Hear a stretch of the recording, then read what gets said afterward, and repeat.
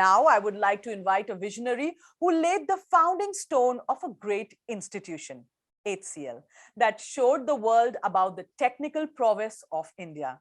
Ladies and gentlemen, Mr. Ajai Chowdhry, founder HCL, esteemed member of the Consultation Group on Science, Technology and Innovation Center Niti Aayog, for a special keynote address on dynamics of the new world.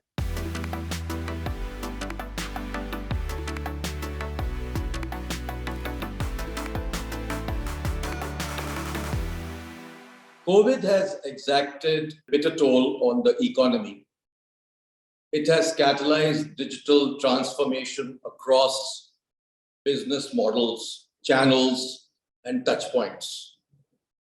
Underlying the shift is the need for greater organizational agility, as well as closer ties with customers in a changing world order.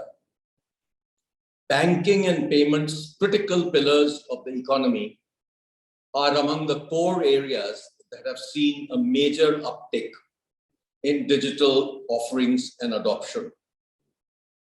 The NPCI, which is the National Payments Corporation, has been pivotal in the emergence of the digital payment ecosystem in India, launching innovative and successful initiatives such as UPI, IMPS, Bharat Bill, and the fast-tag collections through ETC.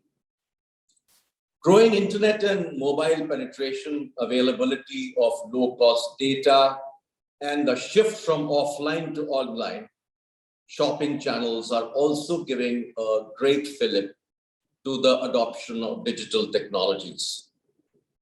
The virus outbreak is spurring the adoption of contactless digital payments, and there's been a huge surge in digital payment volumes across areas like grocery, retail outlets, online pharmacies, recharges, bill payments, OTT telecom, and media and edtech players have also benefited. The digital ecosystem built over the years has proven crucial in fulfilling business transactions, peer-to-peer transfers, as well as government direct benefit transfers. Contactless payments through QR code, wallets, or UPI, or contactless cards have gained a lot of popularity as they offer convenience, safety, and security while allowing the consumers to maintain physical distancing. The notion of tipping point for technology adoption or digital disruption is not new, but as per a McKinsey survey, COVID has been a tipping point of historic proportions, and more changes will be required as the situation continues to evolve. In the last 1 year, the COVID-19 crisis has brought about years of change in the way companies in all sectors and regions do business. According to a new McKinsey global survey of executives, their companies have accelerated the digitalization of their customer and supply chain interactions and their internal operations by 3 to 4 years. And the share of digital or digitally enabled products in their portfolios has accelerated by a shocking 7 years. To stay competitive in this new business and economic environment requires new strategies and practices. It is clear that executives are taking note that most people recognize technology's strategic importance as a critical component of the business, not just as a source of cost efficiencies. Perhaps most surprising is the speed up in creating digital or digitally enhanced offerings across different regions. And Asia has seen people go faster than any other part of the world. It's pretty much 10 years that it's gained in a very short period. And what clearly it suggests that companies have probably refocused their offerings rather than made huge leaps in product development in the span of few months. Across sectors, it is clear that rates for development digital products during the pandemic differ. Given the time frame for making manufacturing changes, the difference, not surprisingly, are most apparent between sectors. And without physical products, then between B2B and B2C companies in consumer packaged goods and automotive and assembly. For example, what it shows is that the change in digital portfolios, by contrast, in healthcare and pharma and financial services and professional services is much, much higher than other companies. When asked by McKinsey, various executives said that they didn't implement these changes before the crisis. And the reason they say is that they weren't a business priority. So huge change has occurred due to COVID. It is clear that companies are making these crisis-related changes with a long term in mind. Nearly 1/4 of respondents in the McKinsey study also report a decrease in their physical footprints. So the need for digital strategies to be true corporate strategies that take digital into account from earlier research. We know that at leading companies, digital and corporate strategies are one and the same. The crisis has made the imperative more urgent than ever, while the alignment on overall strategy and strong leadership have long been markers of success during disruptions and transformations. The extent of technology's differentiating role in this crisis is really stark. There is clearly a major impact on areas like edutech, entertainment, lifestyle, health. And so new solutions have emerged and so many new opportunities for startups who are more agile. So we are seeing a lot of startups getting into these areas. In response to the greater emphasis on digital capabilities, the critical nature of cybersecurity has become an important part of the digital transformation. With business across industries relying on technology and software to help them provide key services for their customers and students, while also engaging with their colleagues about critical projects, keeping that information secure has become a top priority. The average cybersecurity breach pretty much takes around 280 days to identify and contain, which leaves criminals enough time to wreak havoc on companies. So it has actually cost a lot of companies, total put together, somewhere around 3.86 million. During the pandemic, the priorities for cybersecurity within organizations have also shifted as they have transitioned away from providing support during routine tasks and maintaining internal networks towards empowering remote workforce. And that's a huge change. Using such areas like VPNs and working to educate and protect employees from scams and attacks that threaten remote workers. So those in charge of cybersecurity have quickly pivoted in their work and emphasis to take care of this.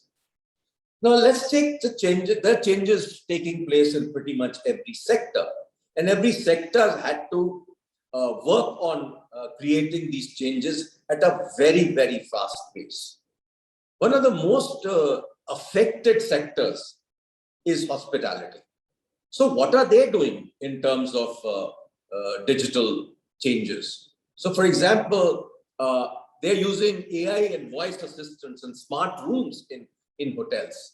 Over the last 2 years, major hotel brands have begun to install AI assistants such as the types of Alexa and Amazon Echo in their newly upgraded smart rooms, integrated into the room tech and the Internet of Things. These voice-activated digital butlers can do everything from searching for local attractions to dimming your lights. In addition, they've also looked at automated revenue management tools, and they are able to better forecast demand and models for occupation rates. This is really important for hotels looking to minimize costs and maximize profits during the post-COVID recovery period that will happen. So predictive personalization can be applied to not just micro-targeted marketing, but also by locating new opportunities for profit, like suggesting additional products or services to guests who are likely to take up the offer. Accor, for example, implemented a machine learning system to recommend additional features such as room upgrades based on previous booking behavior. One most interesting thing that's happened in this industry is use of virtual reality. Before the pandemic, virtual reality was just being touched and talked about in the hospitality sector. The pandemic has prompted a flood of creative VR travel experiences crafted by a diverse range of providers, including national parks, hotels, tourism companies, and the like. And even public broadcasters and museums are looking at virtual reality. So, for example, New York is doing a digital experience of its city. In the UK, people are looking at Stonehenge through Skyscape site that they've created. You can actually see Galapagos Islands in a 360-degree with beautiful interactive and walk-through videos. And an exact 6-day trip that you could take to Machu Picchu you can just do that sitting on your couch. Of course, VR travel will never be a replacement for the real thing, nor does anyone in hotels or tourism want it to be, obviously. However, as VR tech becomes more advanced, it will also grow in creative marketing, introducing customers to new destinations, providing experiences for less mobile people, and bring people to places that are otherwise inaccessible. So that's going to be the impact of digitalization in an industry like that. There are similarly many industries where changes are taking place. Now, due to this whole issue of COVID, a lot of inventions are also taking shape. And these inventions are actually going to make people have a peace of mind. So let me describe that. We all know that the impact of the first wave of COVID on the economy, we had a hugely negative growth in India. And we still need to compile what has been the impact of the second wave. And actually the second wave is just subsiding. However, it is pretty clear that only solutions we have deployed are lockdowns and vaccines. And we will need to keep our businesses and people safe during all the mutations of the corona, which might last for many years as we go forward. What we need is innovation and technology. And we need to look at technology that can be used in all offices, homes, cinemas, restaurants, where it can help prevent more infection. Also, we need to protect children. A lot of vaccines are still not available for children. Just the way when pollution hit us, we all started using air purifiers. And with COVID mutating, the aerosols need protection. And for this, a completely new concept has emerged, which is called biodefense technology. Biodefense, it was looked at it from the point of bioterrorism, threats like anthrax, etc., which have hit the US in many ways. But with the advent of COVID and its variants, the threat to life has dramatically increased indoors, because indoors is where you need to protect yourself. So to keep businesses open and to have peace of mind, these technologies have emerged. The first off the block was an Indian company, interestingly, called Shycocan. This is a product developed by a scientist, Dr. Raja Vijay Kumar from Bangalore, and he's got 30 patents to his name. And this technology was created after years of research. And fundamentally, what it does is that it attenuates COVID in any indoor environment. Similarly, an American company called IBP has introduced its technology, which also kills COVID in indoor locations. And as a matter of fact, in Netherlands, they're now experimenting with an outdoor technology also, which is going to help eliminate COVID in outdoor locations like sports areas, stadiums, etc., etc. So there are many other biodefense technologies that are emerging. Some of them are based on ionization, some of them based on UV, but both ionization and UV are not supposed to be very safe for human beings. So I think this is a very new area that's emerged, and what we will see is many more developments taking place on this technology due to this threat of COVID. Thank you.